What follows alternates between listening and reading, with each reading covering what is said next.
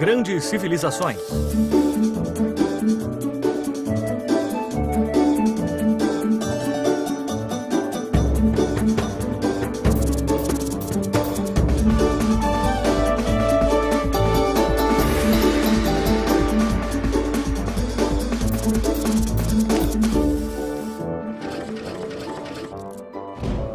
O Japão Antigo, primeira parte. No leste da Ásia, à beira do Oceano Pacífico, encontra-se um grupo de ilhas que são coletivamente chamadas Japão. Mas essas não são ilhas comuns. São realmente montanhas que emergem do oceano. Ou seja, toda a massa terrestre do Japão é composta pelos picos dessas montanhas que se elevam por centenas de metros desde o fundo do mar. A vida para as pessoas sobre essas ilhas parece ser muito difícil. Existem vulcões, terremotos e até mesmo ondas gigantes chamadas tsunami que atingem as costas. Mas viver sob a ameaça constante desses perigos transformou o povo do Japão em uma das mais tenazes e orgulhosas civilizações.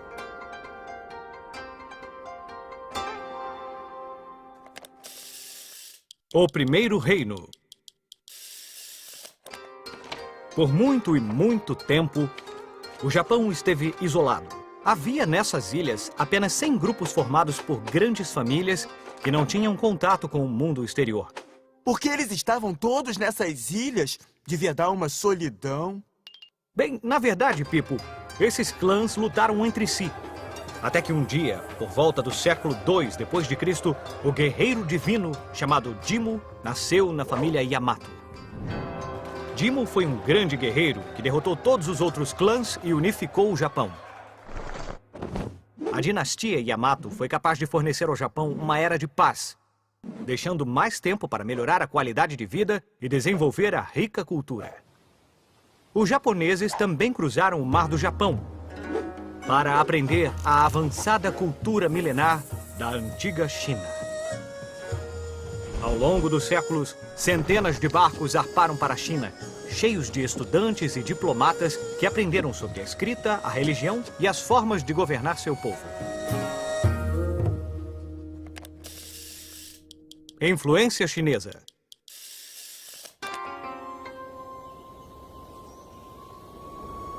Os japoneses haviam desenvolvido sua própria religião, chamada Shintoísmo, que se baseava na reverência a diversas forças da natureza, representadas por muitos deuses. Dentre as muitas coisas que os japoneses estavam aprendendo com seus vizinhos chineses, uma das mais importantes era uma nova religião, o budismo. Os budistas acreditavam que todas as pessoas nasciam de novo sob a forma de outro ser vivo após a morte. Por exemplo, você poderia voltar como um gato, ou um rouxinol, ou uma ovelha. Espere um pouco. Vovó, é você? É você, vovó? O budismo ensinava que as pessoas precisavam estar em harmonia com o mundo natural que as rodeava. Essa harmonia permitiu ao Japão desfrutar anos de paz junto às famílias que antes eram inimigas. Os japoneses também aprenderam com o sistema de governo chinês, se baseando nele para criar seu próprio sistema à sua maneira. Os japoneses começaram a registrar todas as suas leis no Código Taihō, que foi criado segundo as ideias de Confúcio. Baseados em seu exemplo, os japoneses procuraram estabelecer regras e costumes de seu povo e tornar os governantes mais justos. Influenciados por todas essas ideias, os japoneses construíram sua primeira grande cidade, Haijōkyō, a capital da paz. Essa cidade existe até hoje e se chama Nara. O primeiro Império Japonês. Por volta do ano 800, os japoneses sentiram que tinham aprendido o suficiente da cultura chinesa e decidiram construir seu conhecimento sobre si mesmos, criando seu próprio caminho. Assim, fundaram o primeiro Império Japonês. Eles construíram uma nova cidade para superar a majestade das cidades chinesas e para demonstrar como os imperadores japoneses tinham crescido com o próprio poder. Essa cidade foi chamada de Heian-kyo, capital da paz e da tranquilidade. Ela ainda existe, mas hoje chama-se Kyoto. Durante esse tempo, havia uma família de políticos muito astutos chamada Fujiwara. Durante quase 300 anos, o clã Fujiwara permaneceu próximo ao poder imperial. Eles ficavam perto do poder de uma forma muito interessante. Apaixonavam-se e casavam-se com pessoas em posições de poder. Hoje, na novela Hospitalidade Imperial, a história do clã Fujiwara sobre como se apaixonar e se casar com nobres, governantes e até imperadores, formando fortes laços políticos através de seus relacionamentos. Essas histórias são bem melhores do que qualquer novela. Mas outras famílias não gostaram de ver o imperador tão influenciado pelo clã Fujiwara. Então começaram a lutar para tomar o poder.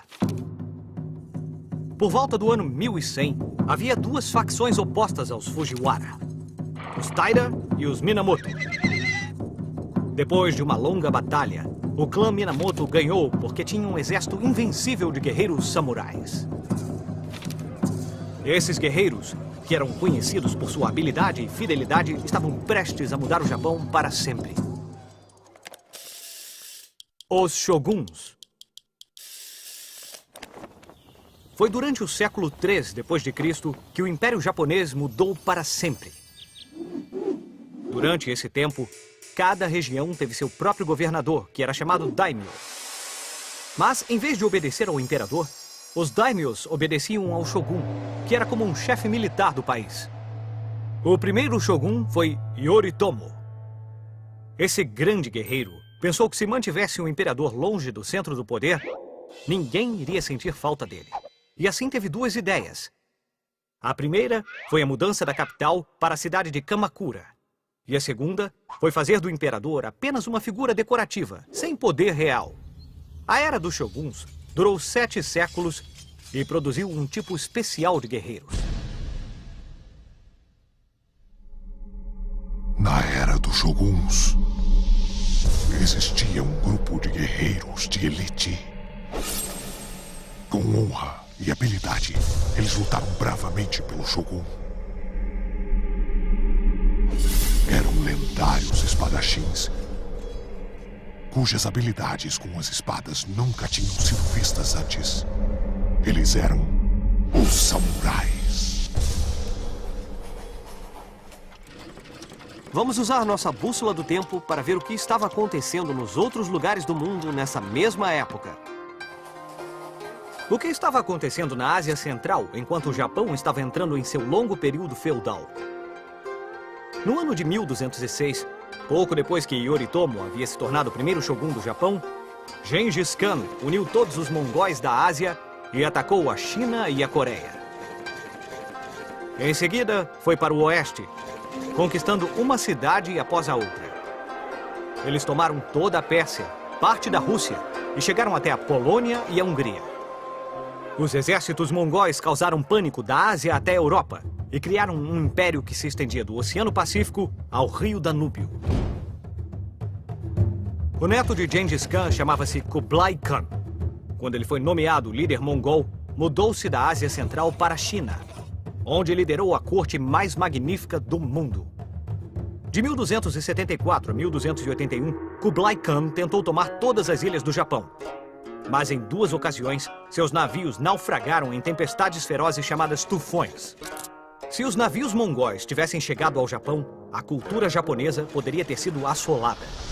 Os japoneses acreditavam que as tempestades que afundaram os navios de Kublai Khan eram espíritos divinos que protegeram o Japão desses invasores estrangeiros. Com o fracasso da invasão do exército mongol, os japoneses foram capazes de continuar a constituir sua cultura sem interrupção. No próximo episódio de Grandes Civilizações, o Japão Antigo, segunda parte, os samurais eram terríveis. E desempenhavam um papel-chave para manter o shogun no poder, pois lutavam contra seus inimigos. Em troca de lealdade, o shogun dava terras e riquezas aos samurais. Mas ser um samurai não era como ser um soldado comum. A coisa mais importante para um samurai era sua honra.